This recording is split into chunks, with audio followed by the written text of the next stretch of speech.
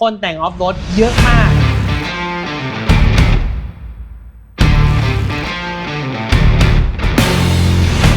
มันไปหลายสนามมาแล้วมันก็ได้เป็นแชมเปี้ยนที่ติดรถของแชมเปี้ยนมา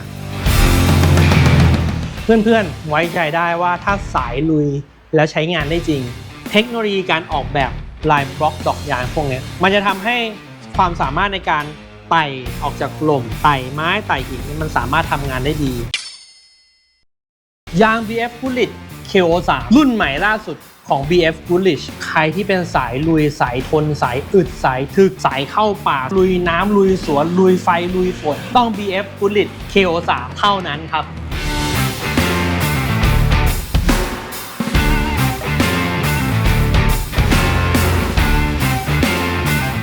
วันนี้นะครับทีมก็จะกลับมารีวิวยาง BF Goodrich All Terrain KO3 นะครับผมว่าตอนนี้มันเป็นกระแสมากๆเลยนะคนแต่งออฟโรดเยอะมากเพราะว่ารถไฟฟ้าก็ออกมาเยอะนะไอ้ทรงแบบจีลี่ทรงแท้งใช่ไหมมีออฟโรดธรรมดาออฟโรดทรงอเมริกันโอ้โหเยอะไปหมดแล้วก็ BF Goodrich ตัวนี้ก็จะเป็นรุ่นที่แบบเพื่อนๆเนี่ยเลือกเอาไปใช้เยอะที่สุดแต่งสวยได้แต่ถ้าจะเอาไปใช้งานจริงๆต้อง BF Goodrich KO3 รุ่นนี้เท่านั้นครับอย่างแรกเลยนะครับที่คิมอยากจะเอามาเปรียบเทียบให้ดูก่อนนะครับก็คือ KO2 กับ KO3 หน้าตามันแตกต่างกันยังไงไปดูนะครับเปรียบเทียบนะครับนี่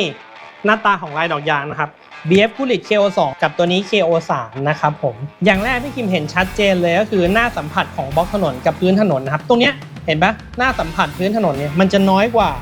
ตัว KO3 KO3 เนี่ยในบล็อกแต่ละบล็อกเนี่ยหน้าสัมผัสจะกว้างกว่าซึ่งตัวเนี้ยผมเชื่อได้เลยว่าเป็นส่วนหนึ่งที่เขาแบบว่าตั้งใจเอามารองรับเพื่อนๆนะเพราะว่าเดี๋ยวนี้คนใช้ KO3 ติดรถเนี่ยก็ใช้บนหลังถนนเยอะไม่ได้แบบใช้แบบลุยอย่างเดียวเพราะฉะนั้นเนี่ยเรื่องการยึดเกาะถนน KO3 ก็สามารถที่จะตอบโจทย์ได้เรื่องของทางน้ำถ้าเพื่อนๆเห็นนี่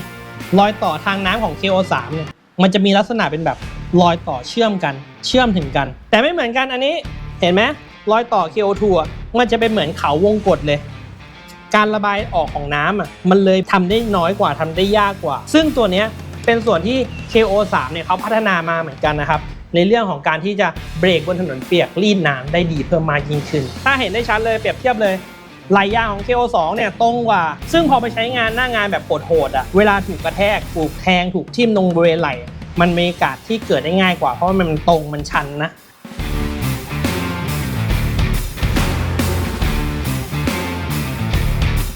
แต่เรามาดูนี่ไหลยางของทาง KO3 จะมีความแบบโค้งมนมันเหมือนกับการแบบปรับมุมองศาเวลาไม้หรือทิ่มมากระแทกเนี่ยมันจะทิ่มแบบฉลับทำให้ลดปัญหาความเสียหายบริเวณไหลยางได้ดีเพิ่มมากขึ้นนะครับส่วนแก้มยางเอาจริงนะสวยกว่า KO3 ตัวนี้ KO2 เคลอะหน่อยนะครับแต่ KO3 มีดีเทลเพิ่มมากขึ้นนะนี่บาจา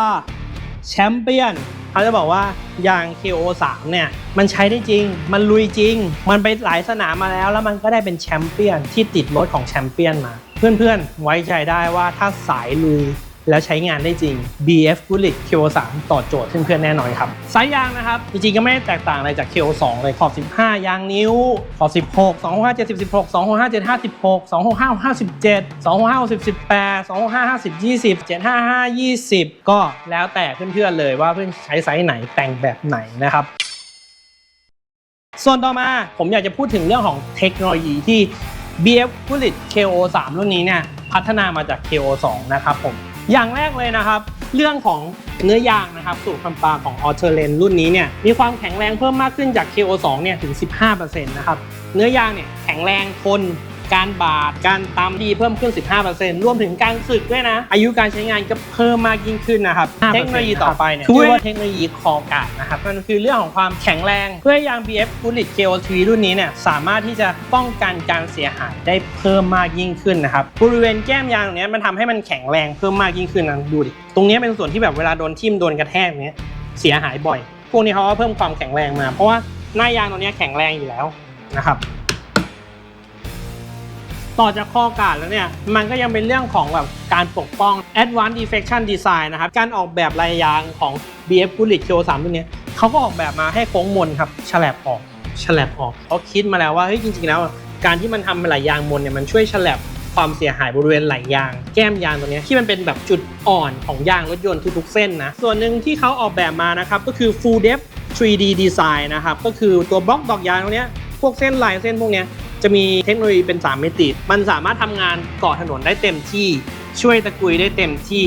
รีดน้ำได้เต็มที่การใช้งานจริงของ BF KO3 รุ่นนี้ก็สามารถที่จะตอบโจทย์การใช้งานของเพื่อนๆได้แบบจริงและดีเพิ่มมากยิ่งขึ้นไอตัวบล็อกดอกยางอยากได้ดีขึ้นตัวเนี้ยมันสัมผัสไปกับพื้นถนนการสึกของยางก็ทำงานได้ดีขึ้นช่วยเพิ่มอายุการใช้งานได้เพิ่มมากขึ้นเรามาต่อที่ EU Label นะครับนี่ประหยัดน้ำมันเกรด F สายนี้ถ้าใครอยากจะประหยัดน้ำมันไม่ต้องมาเฉี่ยวเลยนะครับรีดน้ำบนถนนเปียกเกรด C ผมว่าไม่ได้แย่เพราะจริงๆแล้วเขาไม่ได้ให้เน้นใช้บนหลังถนนเนาะใน AT แบบนี้นะคือเขาอยากให้ไปใช้บนแบบหน้างานโหดๆลุยๆตะกุยได้ดีไหลยางเนี้ยเวลาคุณไปติดลมอะดินมันขึ้นมาถึงตรงเนี้ยธรรมดาหน้ายางเป็นแบบเรียบๆใช่ไหมแต่พอตรงเนี้ยมันสามารถที่จะช่วยตะกุยได้ทั้งหน้ายางทั้งไหลยางสามารถช่วยตะกุยได้เพิ่มขึ้นตกลมเนี่ยไอ้ตรงนี้ก็ตะกุยตรงนี้ก็ตะกุยมันก็ช่วยทำให้คุณเนี่ยหลุดจากลมได้ง่ายขึ้นเรื่องของเสียงนะครับผมไม่อยากจะมาเป็นประเด็นเท่าไหร่หรอกแต่ว่าเราต้องแบบชี้แจงเนาะก็คืออยู่ที่74เดซิเบลนะครับถ้าใครเป็นสายออฟโรดอยู่แล้วเรื่องเสียงเรื่องแข่งกระด้างไม่ต้องเอามาเป็นประเด็นยังไงมันหนักหนาสาหัสอยู่แล้วนะครับเราก็ไปปรับปรุงที่โชคนะครับเพื่อให้มันมีความนุ่มขึ้นการที่เกาะถนนขึ้น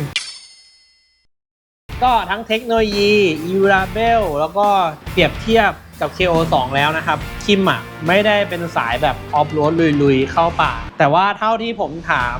ผู้เชี่ยวชาญสายลุยมาเนี่ยเขาบอกว่าถ้าคุณเอาไปใช้งานจริงๆแล้วเนี่ยความแตกต่างของ BF Goodrich KO3 กับยางยี่ห้ออื่นเนี่ยความเสียหายของหน้ายางเวลาโดนหินโดนไม้บาดอะไรพวกนี้ความทนทานหรืออัตราการเสียหายในเส้นทางเดียวกันนะ BF Goodrich KO3 ทำได้ดีกว่ารอยบาดน้อยมากเนื้อยางแบบเหนียวจริงๆก็ถือว่าเป็นตัวที่ตอบโจทย์เรื่องแรงตะกุยทุกคนก็พูดเสียงเดียวกันว่าพอเจอติดลมเปรียบเทียบกับยางราคาถูกการตะกุยเนี่ยแตกต่างกันชัดเจนเทคโนโลยีการออกแบบลายบล็อกดอกยางพวกนี้มันจะทำให้ความสามารถในการไต่ออกจากลมไต่ไม้ไต่หินมันสามารถทำงานได้ดีรวมกับด้านข้างที่เขาออกแบบมาเนี่ยมันไม่ได้เป็นรูปแบบเดียวมันเอาไปประยุกต์ใช้กับเรื่องของหน้างานจริงเพราะว่าหน้างานจริงเนี่ยเวลาเราติดลมติดไม้เนี่ยมันไม่ได้บอกว่าเฮ้ยเราตะกุยในรูปแบบเดียวแล้วมันจะขึ้นมันอาจจะปั่นล้อฟรีก็ได้แต่สมมุติว่าถ้ามีแรงกระตุ้นทั้งรูปแบบนี้มันจะทำให้การตะกุยได้ดีขึ้นอาการปั่นฟรีก็จะน้อยลงครับซึ่งไอ้ตัวนี้มันเป็นเรื่องของการออกแบบการวิจัยทุกๆอย่างนะเพราะว่าจริงๆแล้ว BF กับ Michelin คือเขาเป็นโคเปอเรทกันแล้วทุกๆอย่างเนี่ยมันมาจากที่เดียวกันถ้าตีอย่างเดียวเรื่องราคาแต่ว่าถ้าคุณเป็นสายออฟโรดสายลุยจริงๆคุณก็ต้องยอมเสียเพราะว่าคุณสายลุยแล้วอ่ะคุณจะเอายางไม่ดีไปใช้งานในทางแบบโหดๆแล้วมันจะใช้ได้หรอไม่ตอบโจทย์มันไม่จบไงผมว่าตอนนี้เนี่ย